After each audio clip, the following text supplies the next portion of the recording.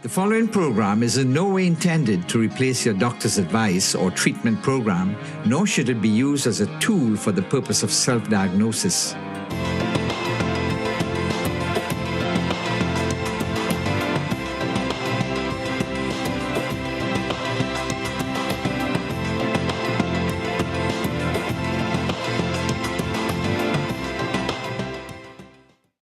Welcome to Your Health, Your Choice.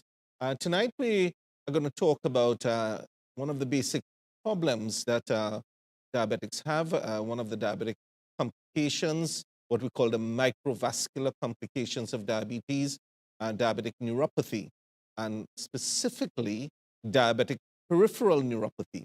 But before I go into that, by the way, I'm Dr. Claude Khan. My wife, Linda, is not with me tonight, so you're going to have to cope with me.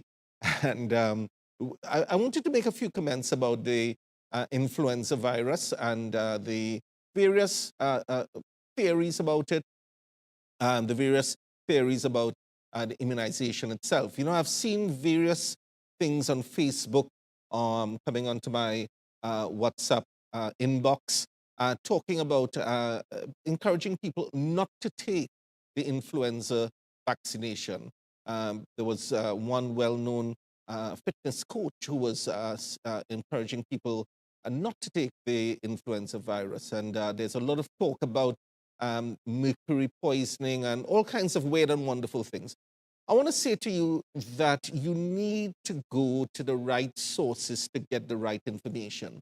What amazes me again and again, and maybe as I get older, I'm becoming more and more outspoken. People without 1 day of medical school training, without 1 day of medical training, they've probably read, Googled a lot, and they feel that they have the expertise to talk about immunizations. And so people are being encouraged not to take the influenza vaccination.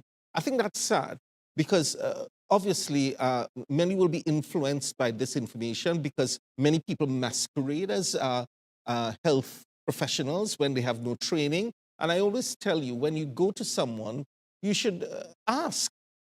Feel free to ask, where did you get your medical training? It might be a diabetes educator, it might be a nurse, it might be a physiotherapist, an osteopath, or a medical doctor.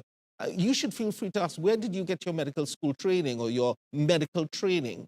Can I just say that although there's an outbreak of the influenza virus, traditionally, countries with a winter period would be those that would be encouraged to take the influenza virus. Now we are encouraging people in Trinidad to take it. And there are certain high-risk groups, children under 2 years old, people over 60 to 65, people with diabetes, asthma, hypertension, or who have had heart disease or who have heart disease.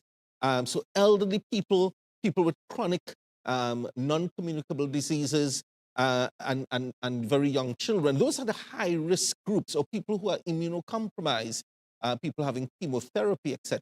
And yes, it is true that you're injecting, like most of the vaccinations, some of the antigen, some of the virus. But if you understand how the body works, and you know, it's sad again when people make comments, not understanding, the way you prime your immune system is by being exposed to the particular antigen. So when the real virus affects you, your body is already primed and your immune system is ready to fight off the infection. So what I would encourage you to do is get the right information from the right people. And can I just remind you that immunizations are not bad.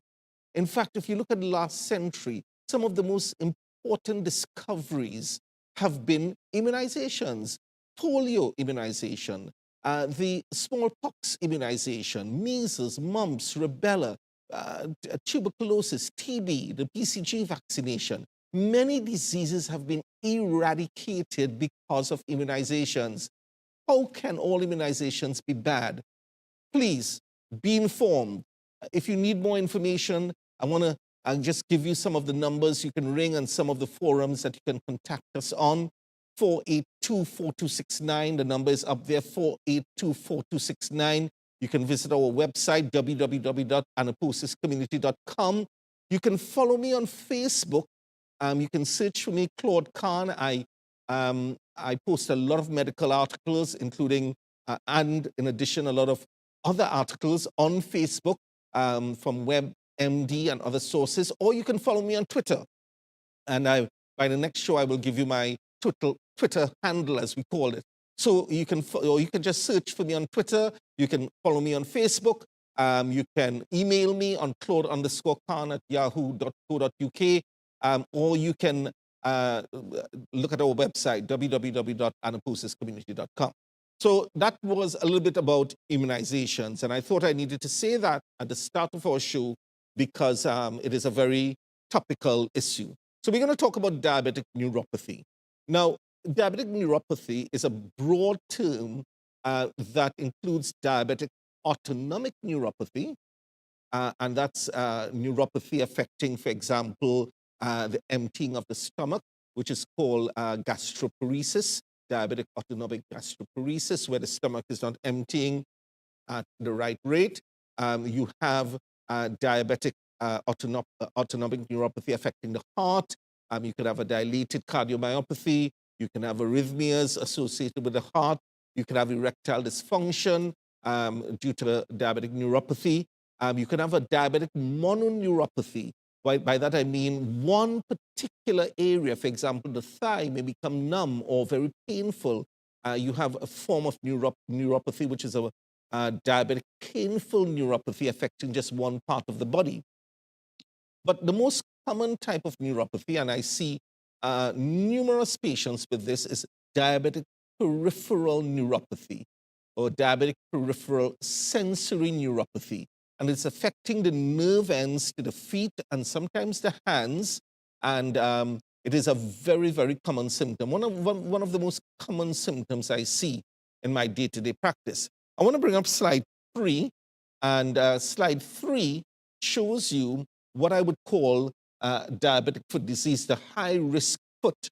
And what makes this particularly diabetic foot disease particularly high risk is that you very often have peripheral neuropathy and peripheral vascular disease overlapping.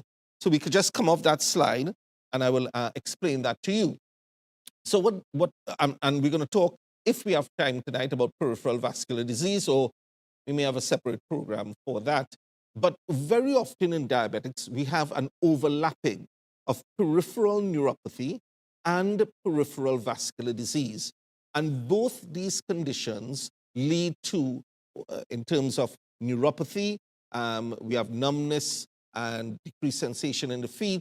And then because of peripheral vascular disease, you have poor blood supply. And those two overlapping problems can often lead to a high-risk foot. In other words, if a diabetic has neuropathy and peripheral vascular disease, then if they get a foot ulcer, it puts the foot at extremely high risk. And that is why I want to say right off, for many of our diabetics, aspirin therapy is important. Cholesterol tablets, statins are important. And again, there's so much misunderstanding, and that's why I'm revisiting this whole particular area tonight and on these programs for the next 2 weeks. So I want to bring up slide 4. And what slide 4 shows us is some statistics. People with diabetes are 25 times more likely to lose a foot than people without diabetes. Now, that's an astounding figure. More than 1 million people lose a leg every year worldwide due to diabetes. That's every 30 seconds. And 70% of all leg amputations happen to people with diabetes. 5 years after lower limb amputation, up to 70% of people have died. Now, I want to come off that slide, and those are some frightening statistics. We are not live tonight. Let me remind you, that's why I gave you all the telephone numbers, and I'll repeat some of those because some of you may want to ring in, or you may want to email us, or post some questions on Facebook. Those are some astounding figures. Over 1 million people worldwide lose a leg every year. Now, that might be a below-knee amputation, or an above-knee amputation, or some people may not lose a limb, but they may lose toes. And that puts them at risk of further amputation. 70%, and this is an important figure, 70% of all leg amputations happen to people with diabetes.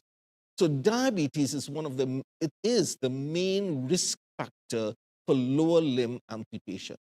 And we have an extremely high rate of amputations here in Trinidad. And I'm going to address why that might be the case. And I'll tell you right off, we are not doing preventative care where our diabetics are concerned. We have no state-registered podiatrists on the government service. And I can say that very clearly, and I again say to the Ministry of Health, we are giving scholarships for various things. We need to aim our podiatry, foot care, as a high priority in our health service, so we can have people trained in foot care in our chronic disease clinics, and therefore diabetics can have their feet examined every 6 months or every year, and we can pick up problems at an early stage. And the last statistic is particularly frightening. 5 years after lower limb amputation, up to 70% of people have died. Why may that be the case? Well, once you've had a lower limb amputation, it means that you may have peripheral vascular disease. And if you have clogging up of your arteries to your leg, theoretically, you may have clogging up of your arteries to your heart as well and other parts of the body. So you may die of a heart attack or stroke. So a lower limb amputation is a prognostic indicator of a shorter lifespan, and that's something that's important to remember. I'm going to go to our first clip that gives us a little bit of an overview of diabetic neuropathy. So I want to go to our first clip before we go to our first break. I just want to take in our first clip at this point. Watch diabetes videos at clearlyhealth.com. A common complication caused by prolonged high blood glucose levels is nerve damage, known as diabetic neuropathy. Nerves are found throughout your body. They are responsible for everything you feel, from warmth and cold to pain. They also play a vital role in controlling your heart rate, digestive system, bladder control, and sexual function.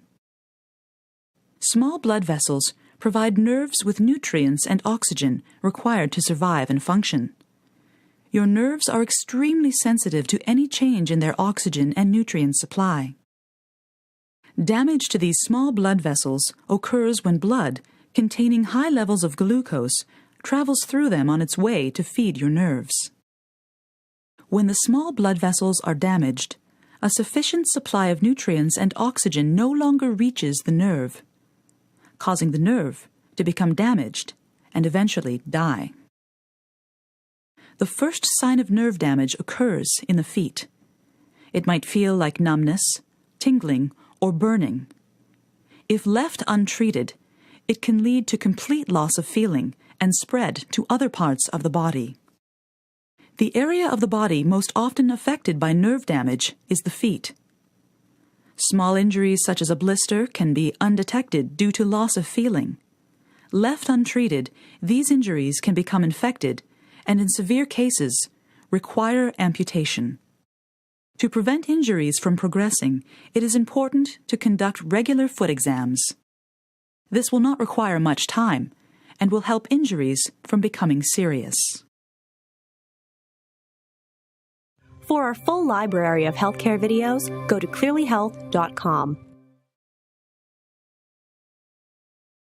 Right, so that gives you a brief overview of the nerves in the body.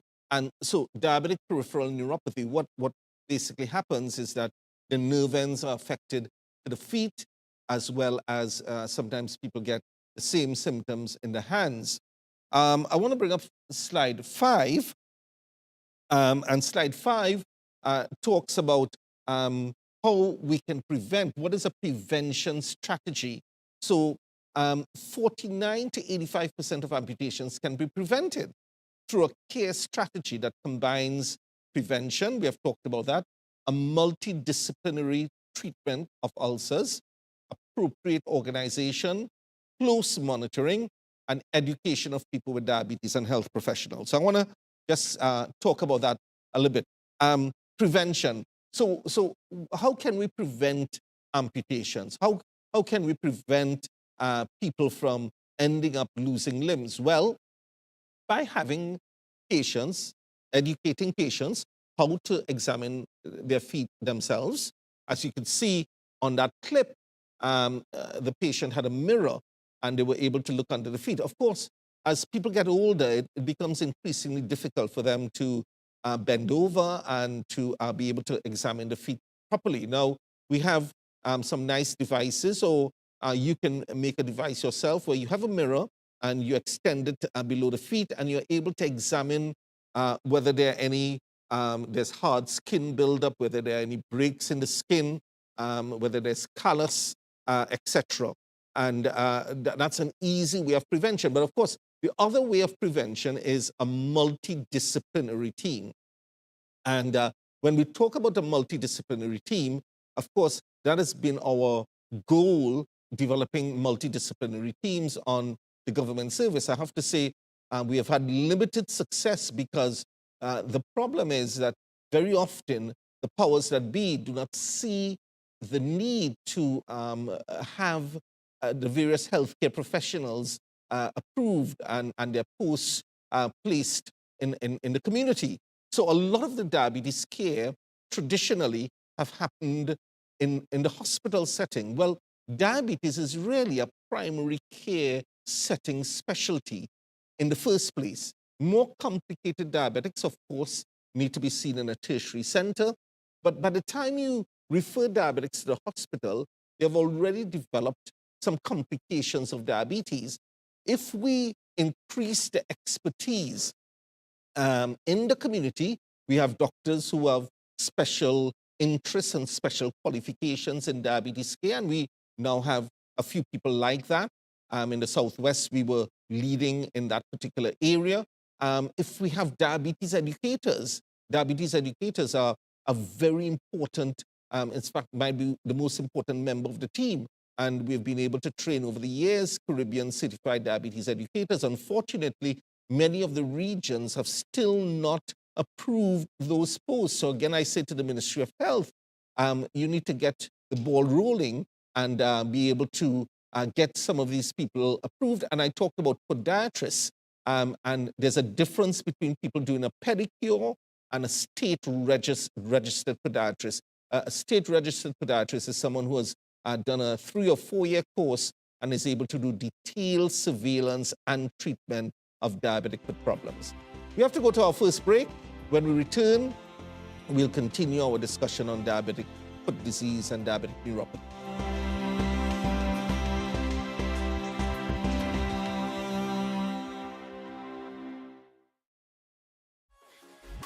Looking for a safe place for the whole family? Well, now you've found it. We are ACTN The Voice, your family-friendly station. Whether it's current affairs, kids and classic TV, sport and community features, Christian and music programming, plus so much more, ACTN is the station for you. Join us each day for programming that puts morals, values, and family first. We are ACTN The Voice, your family-friendly station.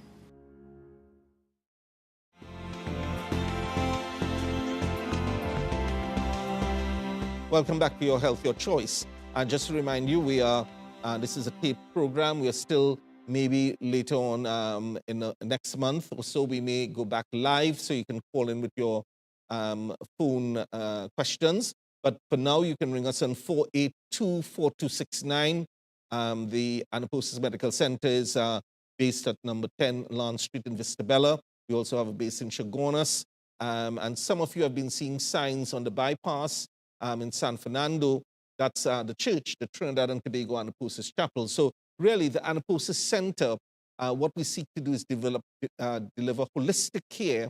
The medical center is looking at medical problems from a holistic point of view. We have the church, and then we have Lengua Linda, which delivers Spanish, English, and what is called the English Speaking Board. And you can ring on that same number, 482-4269, for information. Just talking about the church, This program, we try to address things from a holistic point of view. I'm just going to show a clip now about a very important marriage conference that we have coming up on the 16th of February, Saturday, 16th of February, 2 days after Valentine's. And I want to encourage you to look at this and probably ring in and register for this conference. So we're going to go to that short clip right now. Every husband has what his wife needs, and every wife has what her husband needs, but we can only get it if we serve each other. You have to sit down and you have to make a decision. I'm going to use my strength to serve, not to rule.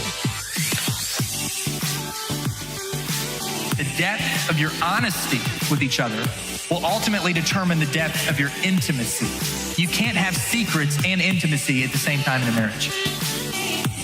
Any problem that you're facing is really not a his and her problem, it's our problem. It doesn't matter what it is. Husbands, show and prove your love.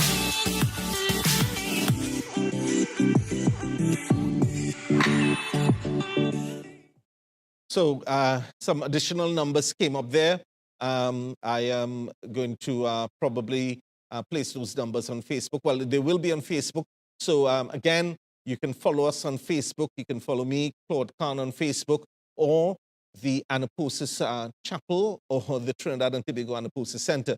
We have various sites on Facebook where we promote a lot of what we're doing. So just join us on Facebook, or you can follow me on Twitter as well as I promote some of these programs. So if you're interested, the number I would give you is the same number, 482-4269. It's on Saturday, the 16th of February, very important marriage conference. Those of you who are looking at me tonight and over the next week or two, if you're married, planning to get married, very important that you invest wisely in building a strong marriage. Coming back to the medical aspect tonight, neuropathy. The question is, what will place you at risk of developing diabetic neuropathy, and therefore putting you at risk of amputations, etc. I'm going to bring up slide 8,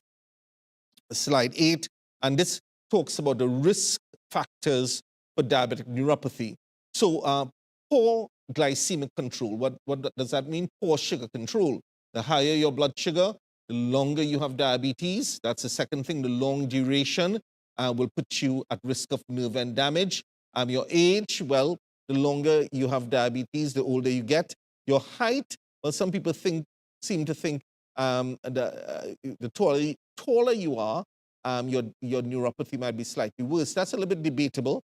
But excessive alcohol intake, now that's an interesting one, because we don't often associate excessive alcohol intake with diabetic neuropathy, but actually the two tend to overlap. And so if you're a heavy drinker and you have diabetes as well, your neuropathy can be complicated because, of course, excessive alcohol intake does cause a neuropathy in itself. So you can have a alcohol-related neuropathy, and then if you're diabetic and you're drinking heavily, you can have diabetic neuropathy and alcohol overlapping.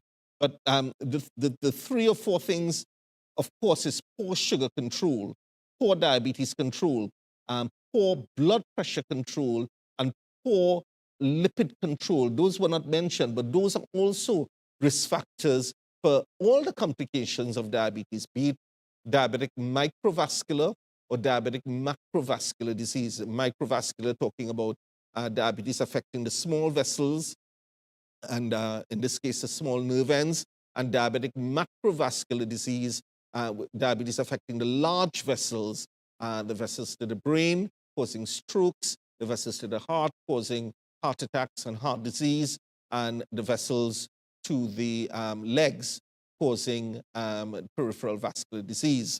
Now, some of the common symptoms, and this slide will, slide 9, will probably bring to your memory a lot of what you experience. Slide 9. So the typical symptoms of neuropathy is burning, pins and needles, extreme pain. Some people describe as if their feet are on fire, tingling, shocking, a knife stabbing into the feet, or sometimes just like crawling sensation. So I just come off that. So patients come in to me, and they've been to a variety of people, sometimes before coming to me, and various things have been tried. Now, I want to say that there's no particular, we know why, some reasons why some people may have a more severe neuropathy because of years of uncontrolled diabetes. So let me just say this to you. The common scenario that we have with patients presenting with diabetes is that they sometimes go for a routine medical, or for example, like this morning, I was at a school and the staff had a staff day where staff members were encouraged to come in and see us and have their blood pressure checked and blood sugar checked. And one particular person came in and their blood sugars were uncontrolled. Now, another one came in and was clearly diabetic, but didn't seem to have accepted the fact that they may have had diabetes for many years. So the common scenario is this. People may have diabetes for 4, 5, 6, 7 years, and it goes undiagnosed, or very often patients are in denial. They're not wanting to admit that they have diabetes or they have a problem. And the diabetes, the blood sugars are extremely high, damage is occurring.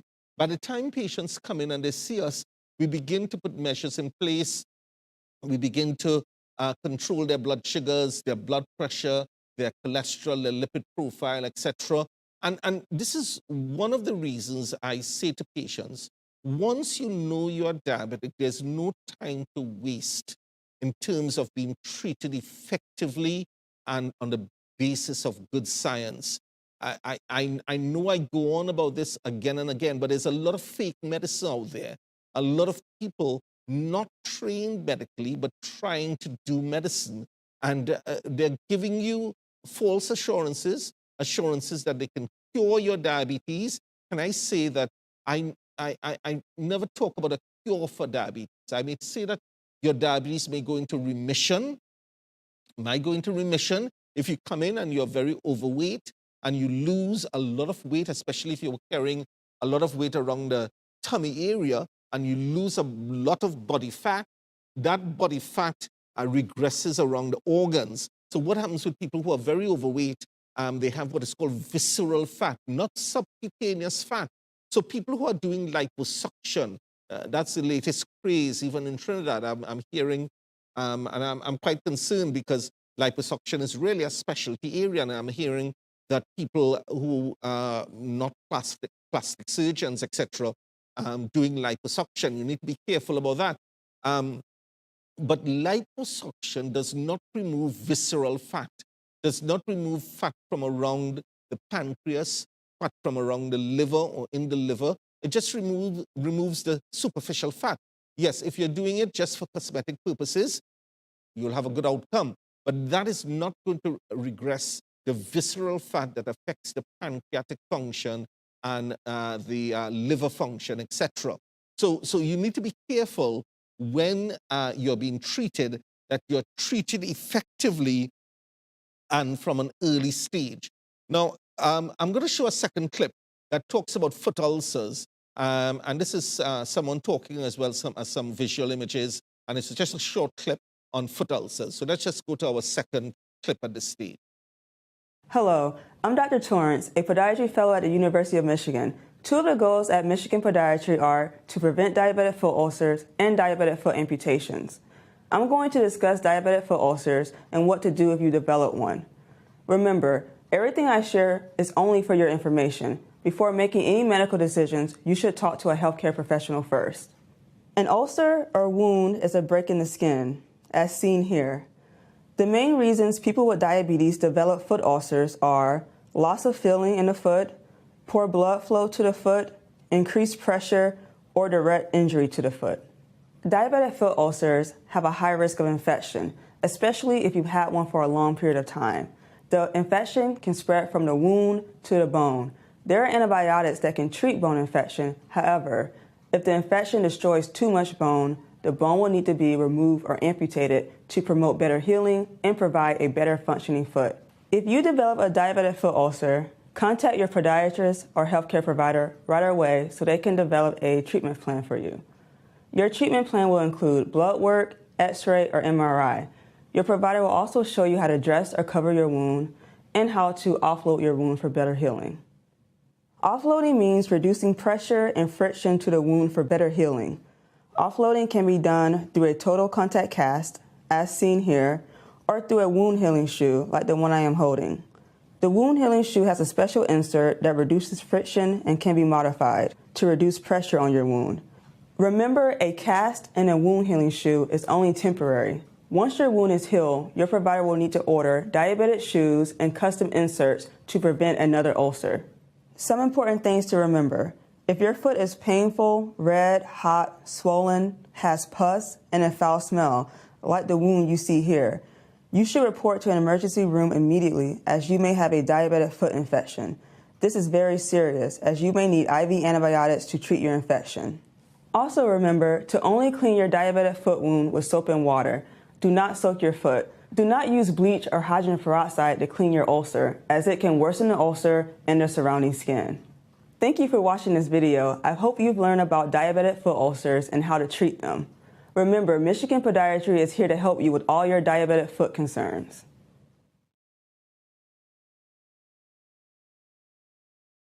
So that was a nice clip, obviously from the US. Person sounded as if she was from the Caribbean. So we have people in the US who could return home if they are paid properly and given the appropriate post.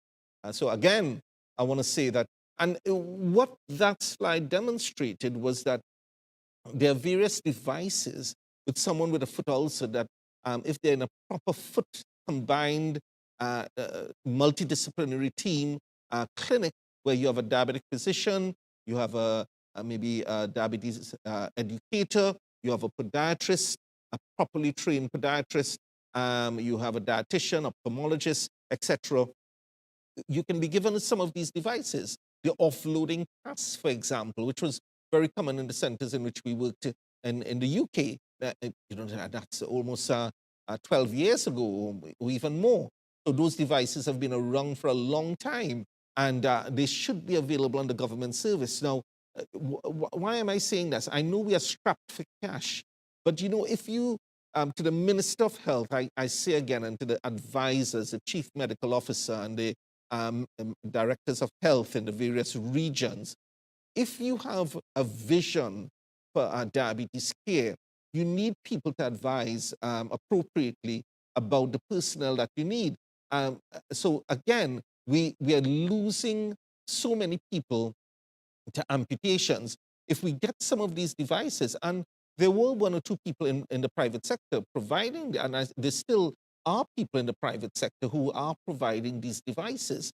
So if it's available in the private sector, surely we can provide some of these devices, because the cost of an amputation, can I just repeat that? The cost of an amputation in terms of economic cost to the government service as well as to the patient.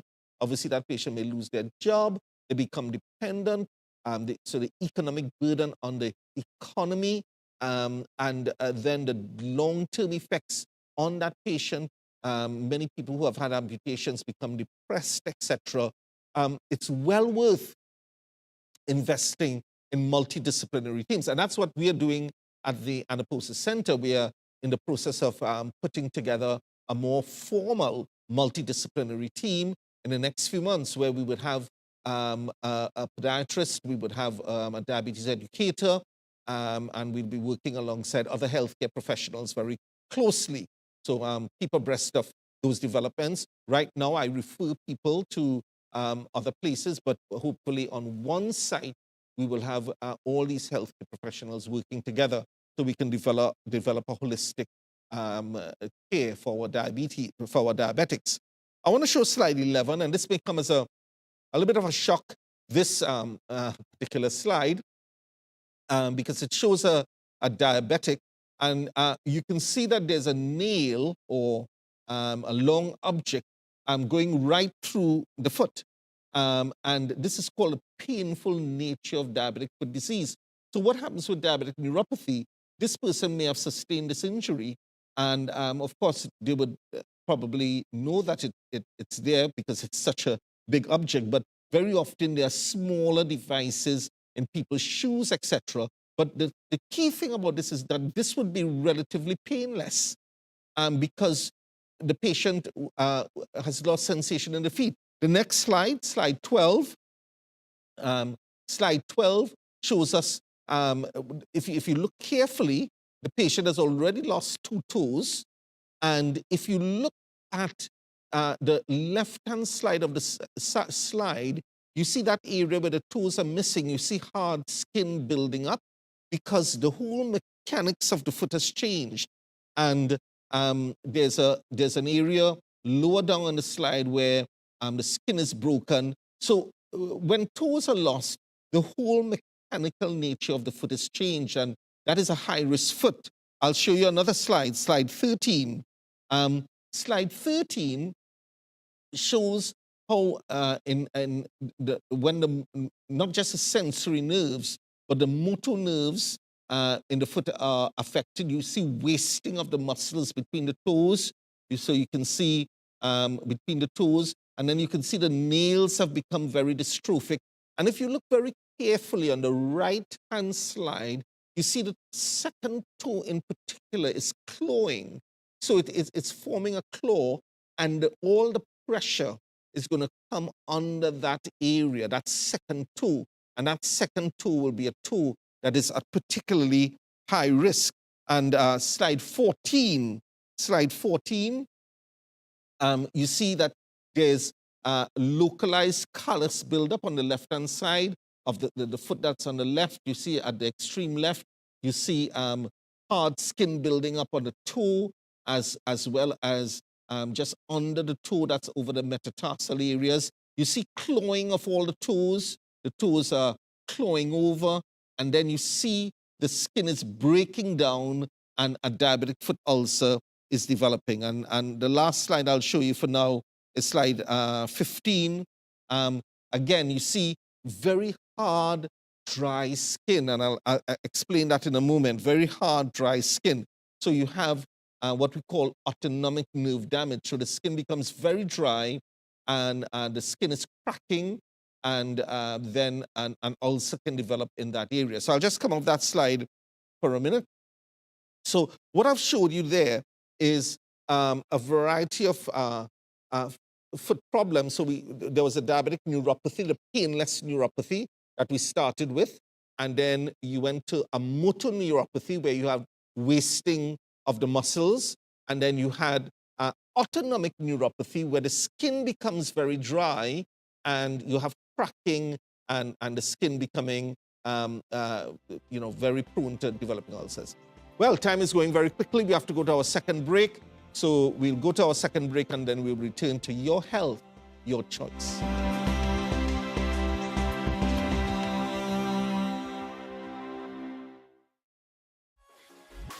Looking for a safe place for the whole family? Well, now you found it. We are ACTN The Voice, your family-friendly station. Whether it's current affairs, kids and classic TV, sport and community features, Christian and music programming, plus so much more, ACTN is the station for you. Join us each day for programming that puts morals, values, and family first. We are ACTN The Voice, your family-friendly station.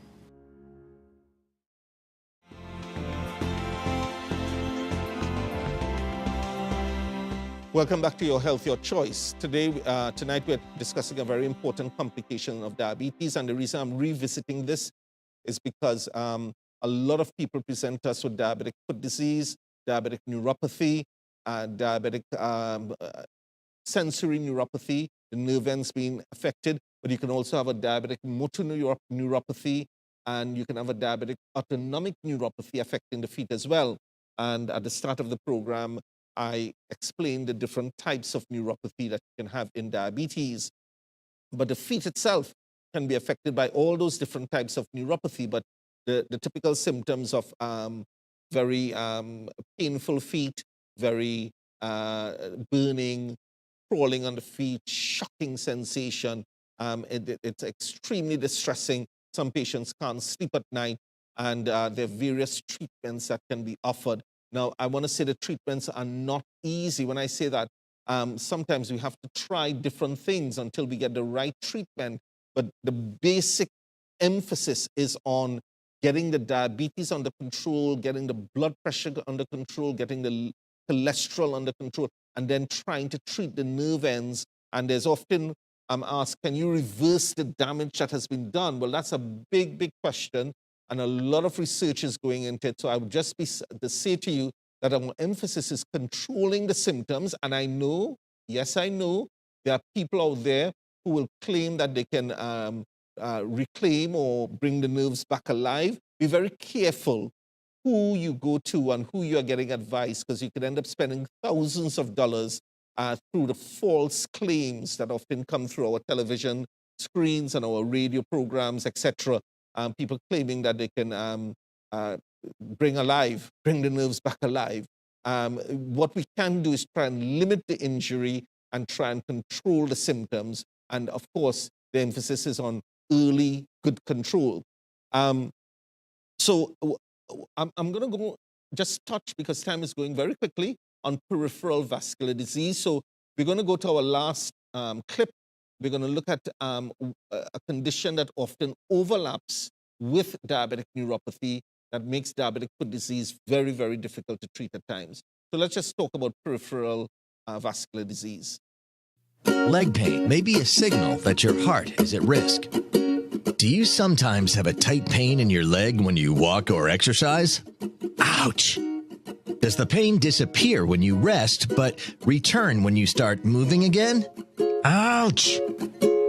If the pain in your leg continues during everyday routines, it could be a sign of peripheral artery disease, or PAD. Ouch! PAD is what happens when arteries in the legs or feet become blocked with plaque, and it is a very painful and serious condition. I keep having these pains in my leg when I walk. We should take a look at this. People with peripheral artery disease are at greater risk for heart attack or stroke. Risk factors such as high blood pressure, high cholesterol, and smoking increase the likelihood of developing PAD. Symptoms of peripheral artery disease can include unexplained leg cramping while walking, slow healing leg or foot wounds, and other skin or nail problems with your legs and feet. I'm thinking you need to make that call to our doctor, dear. If you're experiencing persistent pain in your leg when you walk or exercise, visit your healthcare professional right away. Learn more about peripheral artery disease at www.heart.org/PAD. The pain in your leg could hold a clue about your heart health. So, a very important point was made there. I am emphasizing the fact that peripheral diabetic neuropathy and peripheral arterial disease can often overlap. And as a result, you have poor nerve supply and poor blood supply. So the poor nerve supply leads to numbness, decreased sensation, and then you have patients at risk of developing foot ulcers. And then when a foot ulcer develops, if you have peripheral vascular disease, you have poor oxygenation of the tissue. Now, the way a tissue heals or an ulcer heals is that you have to have oxygenated blood coming to that area to allow healing. So if you have poor blood supply as in addition, and that is why I would tell you, if you have a diabetic foot ulcer, you need to see properly trained physicians. We have seen at our center so many patients coming in, and they've been to healthcare professionals, and they've had a little debridement here and a little debridement there, and without realizing it, the foot ulcer is really fulminating under the skin.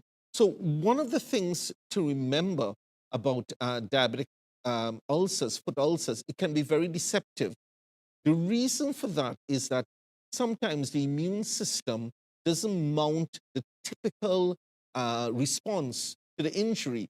So someone who is not diabetic, if they have a cut or there's an infection, very often the foot will get very red, very inflamed, because the body is fighting off that infection, and the redness and warmth, etc., is really a warning sign that there's pus building up, and that that pus needs to be built, needs to be released, and an abscess could be forming. So I very often work alongside surgeons who, if I think antibiotics, etc., are not working, I'm not a surgeon, I don't go cutting into people's feet, I would refer you to one of my surgical colleagues, and that's where the multidisciplinary team comes in. Now, in diabetics, what happens is that the immune response is not what it should be. So very often it can be very deceptive. The foot doesn't look particularly red. There's not a lot of warmth there, and you could be deceived. That's why patients delay in coming in, because one, the foot is not as painful as it should be because the foot is already numb. Two, even before that, because you may have not even noticed that the skin was broken down, especially if it's an elderly person and can't look under the feet. And by the time the ulcer is picked up, there's a delay, and by the time the patient comes in, if you don't treat this very aggressively, so I personally have a very, very aggressive approach to treating diabetic foot ulcers. I would begin treating very aggressively with strong antibiotics, etc. And if it's an open ulcer, I would often refer to one of my surgical colleagues. So the diabetic foot ulcer can overlap with peripheral vascular disease. And one of the things to note here is the statement that people with peripheral vascular disease, it can often be an indication of your heart health. Very important, because if you have blockage of your arteries to your feet, theoretically, you can have blockage of your arteries to your heart as well. And, I can't overemphasize that. And that is why when I hear people talking about that aspirin is bad for you and cholesterol tablets are bad for you, I sometimes want to pull my hair out. I don't have much left to pull out, but I want to pull my hair because, it's simply such a poor understanding of the role of medication. Can I, we're coming to the end of this program, and I probably will have to revisit this whole area of diabetic foot disease. But can I just say again that we are seeing the fallout of people trying to treat medical problems with non-scientifically tested treatments.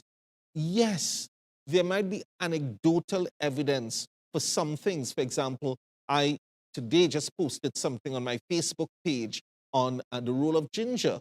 So there's some scientific evidence that ginger has a role. And some of you may say, well, we knew that all the time.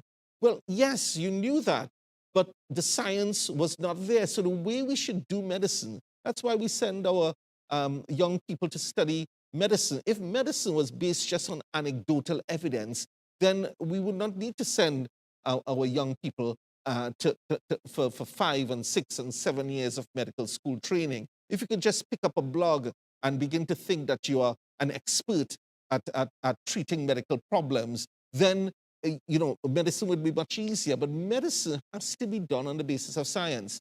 And science is on the basis of placebo-controlled double-blind studies. Now, there's one other condition I want to mention to you, and this is slide 19. This is called Charcot's arthropathy. And this condition, you have increased blood flow to the feet, you have artery vein shunting, it's called, you have bone resorption, and it's very, very commonly misdiagnosed. I'm just going to show slide 20 very quickly. Acute versus chronic Charcot's arthropathy. So very often people come in with Charcot's and it's treated as a cellulitis.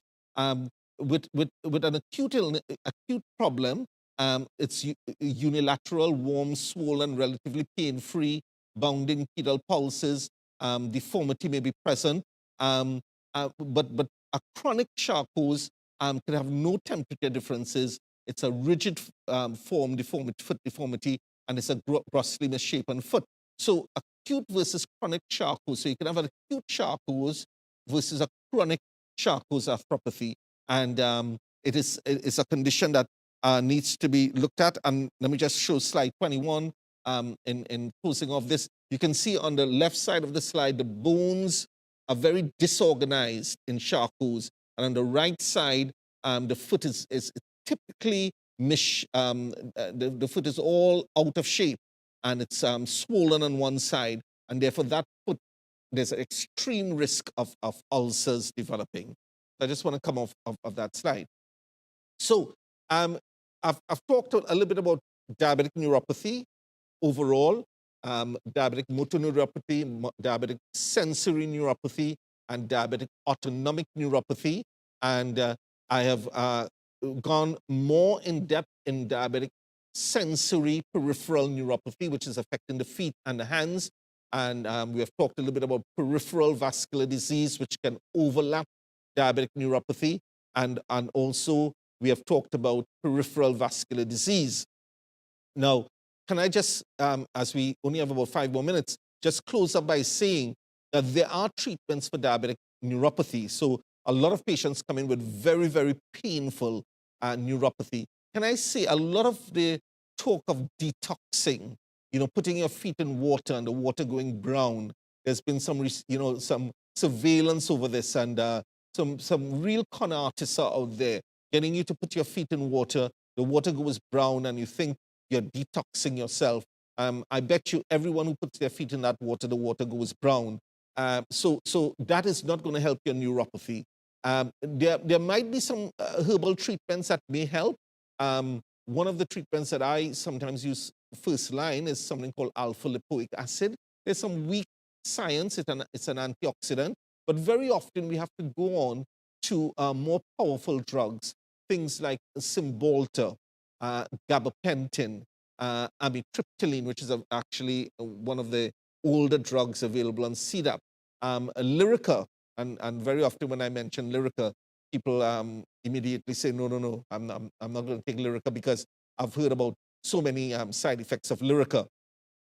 Yes, Lyrica does have side effects, but if you use properly, it's a relatively safe drug. And very often we have to combine one of those drugs with a painkiller like Tramadol or Panadine F. Let me say very quickly, I don't use things like Olfen, Cataflam, etc., non-steroidal anti-inflammatories in my diabetic patients because they can cause renal problems if used excessively. Short term, it's okay, but some of my patients have to stay on painkillers long term. So I use things like Tramadol, Panadine F, together with some of the things like Lyrica, Cymbalta, alpha-lipoic acid, etc. And of course, there's a role for physiotherapy in helping all of this. So as we come to an end, we showed a clip on our marriage conference that is going to be held on at the Anapausis Chapel. We are based on the bypass in San Fernando, number 12 Johnson Street in Coquille. You can see some big signs. Some of you may get confused because you see a sign for the Anapausis Medical Center. Eventually, we may move the medical center to that site, but for now, we are based at number 10 Lance Street in Vista Bella as our main center. And we are in the process of developing a multidisciplinary team where we have various people working together to deliver a holistic approach to diabetes care. So if you need more information about all of that, you can ring us on 482-4269, 482-4269. You can join me on Facebook, do a friend request on Facebook because I post a lot of medical articles, etc., on the Claude Khan, or you can follow me on Twitter. That's another way of seeing some of the articles. Or we have a YouTube channel, the Anapausis Chapel, where you can see some of the medical articles and some of the other things we do at the Anapausis Chapel. As I end today, I only have about 1 more minute, I think. Last week, Sunday, at our church, the Anapausis Chapel, I preached a sermon called From Exhausted to Energized. From Exhausted to Energized. And we used a scripture passage from Luke chapter 10, where it's a famous passage where Jesus went to the home of Mary and Martha. And Mary was willing to sit at the feet of Jesus. And Martha, on the other hand, was extremely busy trying to prepare a meal. And Martha eventually approached Jesus and said, Jesus, don't you care about me? I want to say to you today that sometimes our lives become very cluttered. And that sermon came from a book called Simplify I think there comes a point in our lives where we need to simplify our lives. We need to look at the things that are probably good, but not the best for us. So can I say that again? There are many good things we can be doing, but very often God has better things and the best things we should invest our lives in. And the way you can re-energize your life is by connecting to God.